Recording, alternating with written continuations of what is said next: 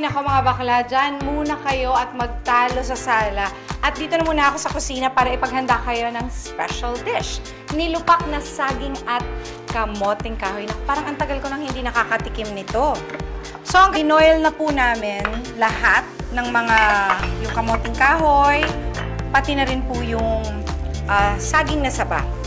So, normally, kaya po nilupak ang tawag dito, minamash po siya. So, ang gagawin natin, i-food processor na lang po natin. Ayan! Tapos, we can add the condensed milk. So, pagka parang halos mashed potato na siya, I think that's the idea, we can transfer it to our bowl.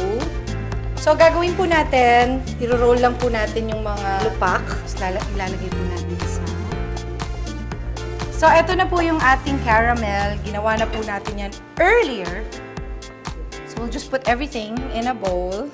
You just have to really be careful with caramel kasi there's always a tendency of burning it. And then, of course, the coconut milk. And then mix together.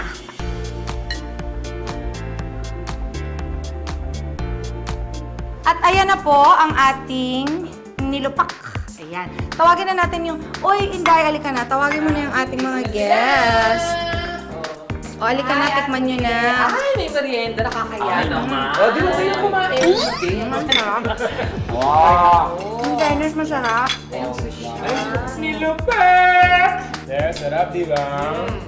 Grabe, ang sarap. Perfect. Pero ang twist dito, meron tayong kamoting kahoy. Mix ng saging at saka kamoting kahoy. Oo, so yun ang kakaiba doon. Kasi siya, Saging. saging, ikaw.